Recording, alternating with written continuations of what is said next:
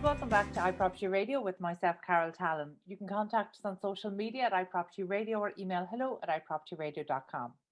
In the Proptech Hot Seat today is Tim Streather, Managing Director of Spica Technologies. Tim, you're very welcome. Thank you for joining us today. Thank you for having me, Carol. Great to meet you. I'm delighted to meet you, and I'm quite excited about some of the initiatives that you guys have underway. So tell us a little bit about Spica Technologies. Yeah, sure. So myself and two colleagues founded the business back in 2015. We've all come from a strong technology background, actually, as opposed to real estate. But we saw a huge opportunity in the market back then, which I still think is relevant today. The built environment has been very much under invested from a technology stance. And there's a huge opportunity, I think, still today to use digital services to actually improve real estate services for occupants, but also obviously have a big drive towards efficiency gains, ESG and sustainability.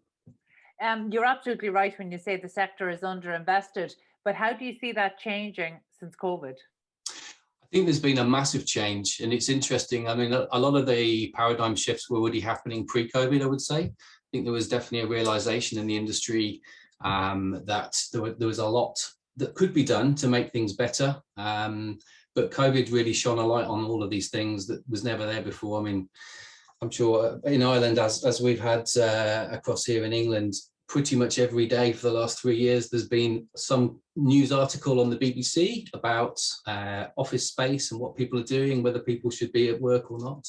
And then obviously the other big impact post-COVID that nobody could have foreseen is the terrible war in Ukraine and the effect that that's had on the global energy crisis.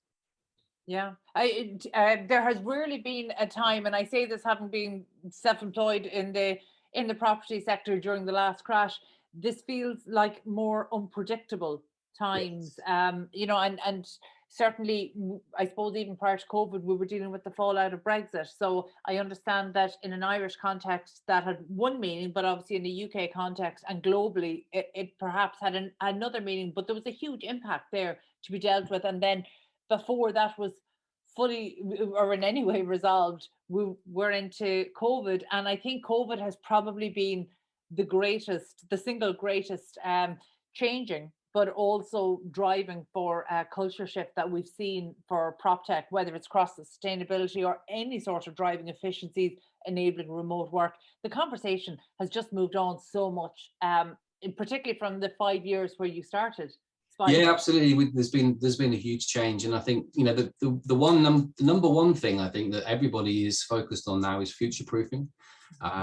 It's that ability to be flexible, and certainly COVID was the biggest impact of that. I think that you saw companies across the ecosystem, whether they are building owners, landlords, the FM teams themselves, or the occupiers, being able to cope with change and be able to flex how they use those buildings for the best ability for the occupants is really important moving forward. And that's everything else I think is secondary to that, the ability to be able to be flexible and cope with the unexpected, because as you say, there will be something else that comes across, hopefully not this year, but in the years to come there will be something new, and the ability to cope with that is very important. Yeah, look, I think not just flexibility, but agility is just the key word for survival in the industry today. Talk to me a little bit about the actual offering. So what is it that you're offering for portfolio owners? Yeah, so this has changed quite dramatically, I would say, in the last 6 months since our recent acquisition, which we can talk about later. But Spica, primarily when we started out, we saw ourselves as an Internet of Things systems integrator. So we built the Spica business on our own software platform, which is called the Gemini engine. Gemini being the twin, so it's effectively our digital twin cloud-based platform that enables us to build out multiple use cases for real estate. And initially, those solutions spanned from, on the kind of back office side, things like remote temperature monitoring for Legionella, which is obviously a big health and safety thing across UK and Ireland. And then we moved into space planning, so occupancy analysis, looking at the data of how buildings are being used. Again, pre-COVID, this was already becoming very, very important for certainly the most forward-thinking companies to think about, well, is our portfolio actually right sized? Do we need more space? We've got the tax team saying that there's not enough desks for them, but we haven't got the evidence to be able to prove that. So we started using sensor technology with our own software algorithms to really help companies be able to make informed decisions around space, which is still very important to us today. We then started to augment that with lots of other data in the building. So internal and environmental quality, which again is very, very key to us all today. So temperature, humidity, light, noise, CO2, VOCs, all of the things that effectively have an impact on the physical environment and how people experience the office, which has a big impact on their health and well-being. So that was very important to us. And then 3 years ago, the big shift for us, I guess, was moving much more into the tenant and occupier experience space. So we built out a portfolio of apps, which we call Luna. That's very much focused on surfacing all those data points, not just from sensors, but all the other things in the building. So being able to access the building through the speed gates with an app rather than pieces of plastic, being able to order your food, booking desks, meeting rooms, all these things that you have in your kind of day-to-day touch point with an office, to be able to surface that through an app. So that was our main, I would say, focus area for the business, which is still very, very important to us. And post-COVID, that's been a huge boon. The other side of things now, I guess, and big part of the reason for the acquisition from Nordomatic was to pull together the overall portfolio of software within Nordomatic. So Spica is now effectively the Proptech arm of Nordomatic. So within my team, I now cover a lot of other product areas as well. Managed BMS services, so being able to remotely access and control the buildings from a portal anywhere in the world. And the other key one that is very important to us is actually energy management. So we have a portfolio software tools around artificial intelligence for actually automatically changing the set points for HVAC systems. So we're constantly effectively looking at how the systems are working, and the system itself is changing those set points every 2 minutes to make big savings for customers. So we typically see 25% energy savings, both cost and CO2 reduction across the buildings that we put that tech into. Very good. There's a huge span there of Proptech that you have there, across the occupancy, the tenant engagement, and the energy management is a huge thing. So we're definitely going to come on to that. But one of the areas I'm really excited about at the moment is tenant and occupant experience. Yes. And so it's interesting you say you actually started to focus on that 3 years ago, because obviously that would have been prior to COVID. So Yes. when you were doing that, did you go out and, through client discovery, did you actually speak to potential occupants as opposed to basing it on assumptions? Because one of the things we see with a lot of innovation, it's based on assumptions. And then when you get into the marketplace, you then have to really adjust for those assumptions. So talk to me about what the tenant experience, what you were envisaging 3 years ago. Yeah, it's a really good point, and it has definitely evolved over time. So to your first point, absolutely, we took customer feedback into account there. So we worked with some of the very largest global occupiers, people like Ernst & Young, Zurich Insurance, to actually help us define what they saw as important for their staff. But it was good. I think pioneers like that in the industry really helped us pre-COVID to understand what are the kind of things that people are really interested in. For example, at the time, desk booking wasn't there. It wasn't something that was very important. We had an integration stack, and we importantly have an integration first approach. So we don't pretend to do everything. So we will, integrate our systems into other tools in the building, such as CAFM tools, things like IBM Tririga we work with for service requests, booking systems, Microsoft 365, Condeco, EOS. We already integrated with those, but we weren't building that out as our own tool because it didn't seem that important at the time. I think back then it was much more about occupant experience, showing people information about the building so that they felt that it was an environment they wanted to be in. So, simple things like, proving that the temperature is a good fit for them, being able to sit where they want to work based on their comfort parameters, booking their own lunch, all the things that kind of make being in the office a lot easier, is where we started out.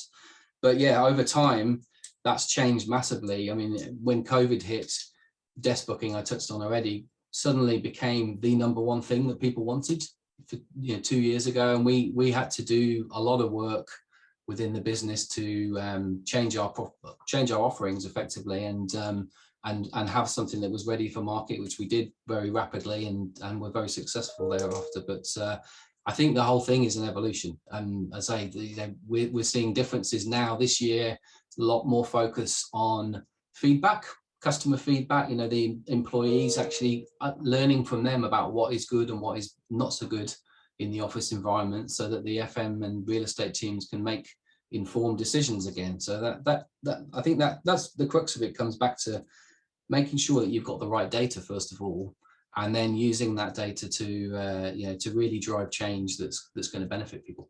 I in the last week or so, I interviewed Anthony Slumbers, and he has for many years been saying that people and companies don't want offices.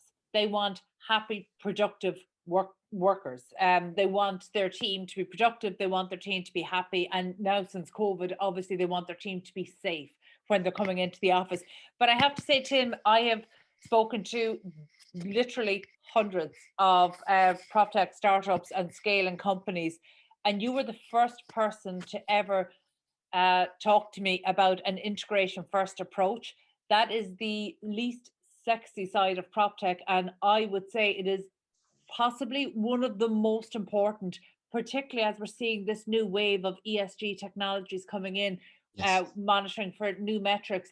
Everything needs to connect to what's gone before it, because otherwise we're asking people to essentially throw out technology that they've invested in, as opposed to, and that in itself is so contrary to the whole notion of sustainability. We should be building upon what people are doing. And you're the first Proptech to say that, to talk about an integration first approach. But actually, I believe every innovator should be coming, unless they're drastically coming in and identifying a new problem that has never been identified, which is genuinely rare, then they should be building on what's there and improving on what's there. So the integration first approach, that tells me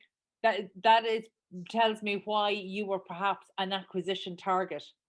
Yeah, maybe. It's always been very important to us. For me, and somebody told me this many years ago, the definition of a legacy system is one that works. There's a reason that companies still have all of this technology in the building. For sure, sometimes it's time for change and it's time to upgrade and move on. But generally, where we can, we want to be as least disruptive as possible.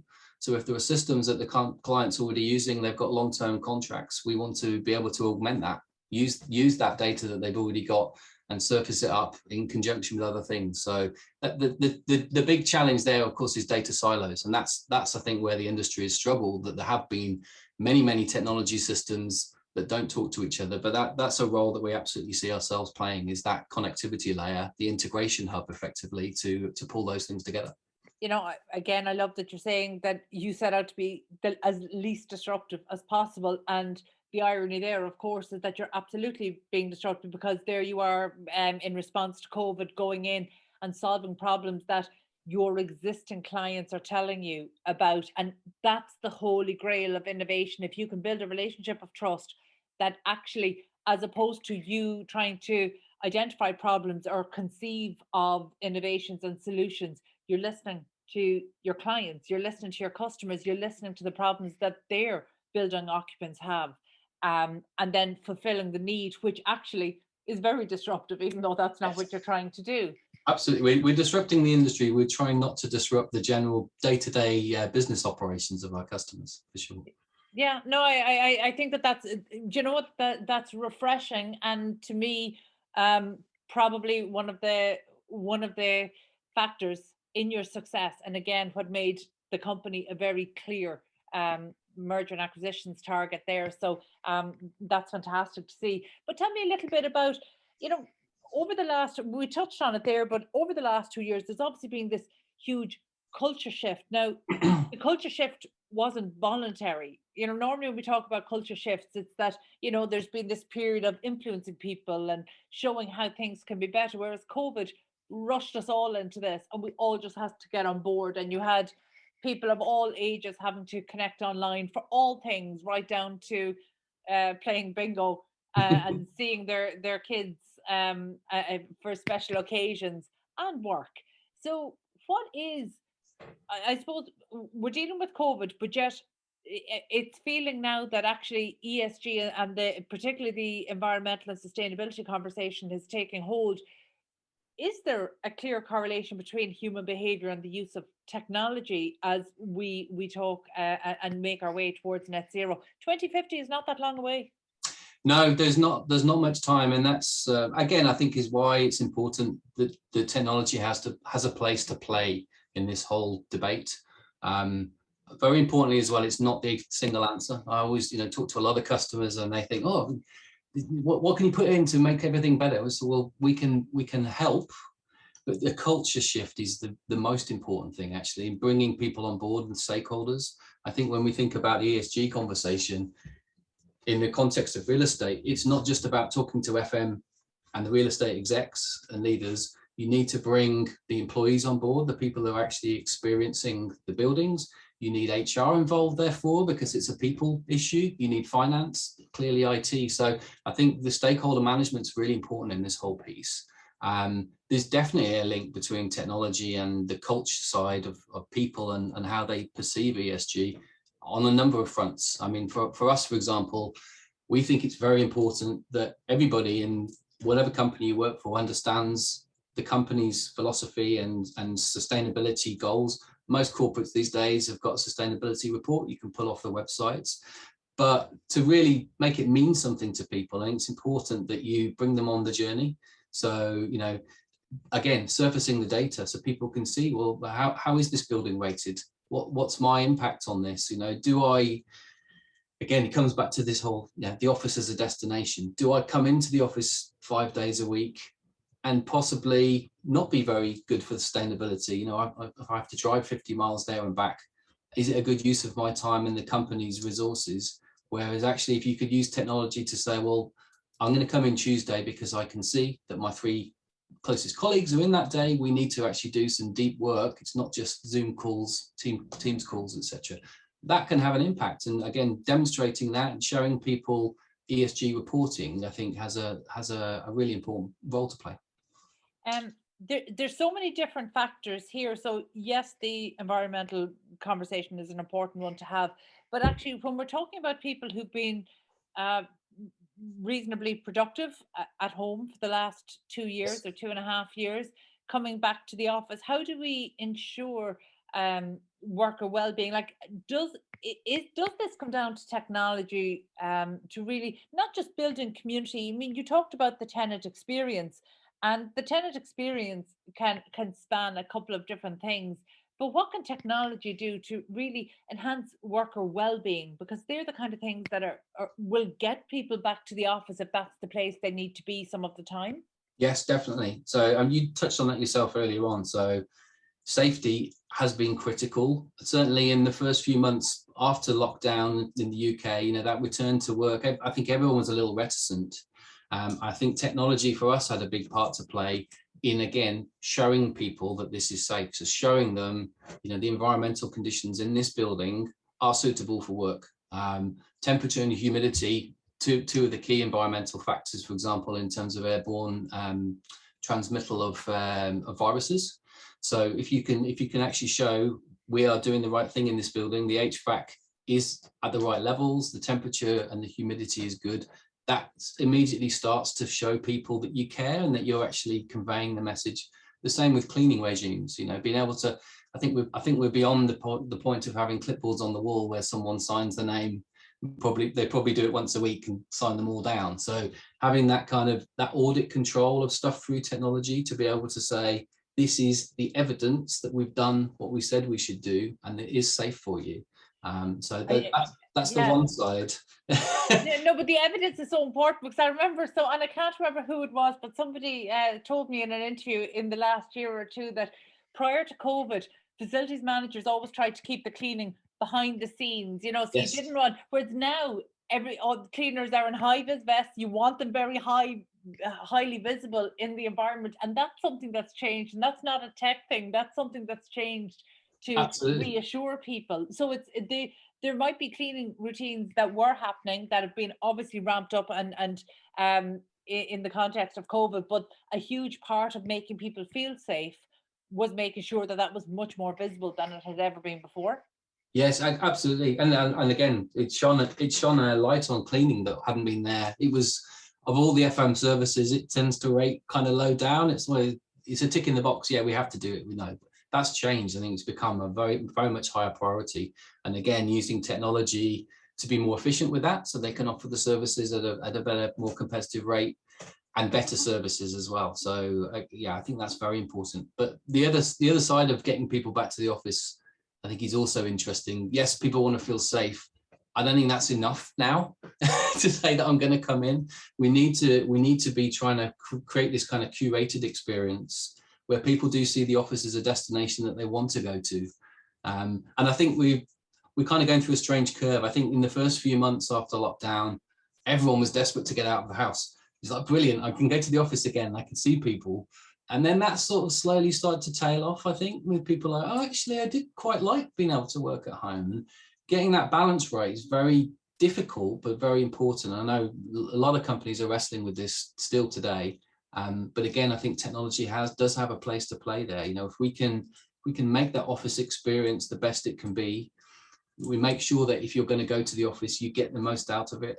People are, unless they're forced, which I know some companies are doing, but people are generally not going to be interested in going to the office to sit at a desk for 8 hours a day doing emails and Teams calls. You can quite easily do that at home. So I think the collaboration aspect and using technology to help drive that, so that people go in when they know their colleagues are going to be there, that they can be productive, and that they've got the right kind of services. So yeah, things like catering, knowing that you've got a car parking space booked, knowing that your desk is booked and has been cleaned, and you can see that info. These are all the kind of the little things, the nudge factors that I think will help drive people back to the office. Maybe not 5 days a week, but 2 or 3 days a week.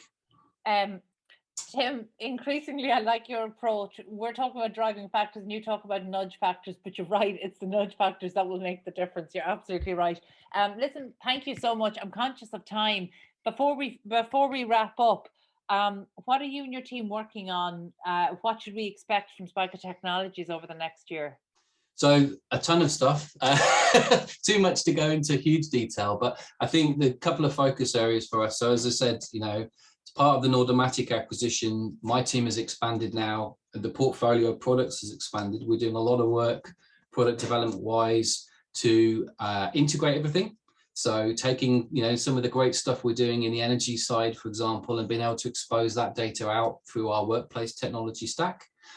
We're doing a lot of work on the app side, not just for the employee experience, but also now for the operators in the building. So the FM teams, whether they're cleaners, supervisors, etc. Again, exposing the data so that they can actually perform their jobs in a much better way.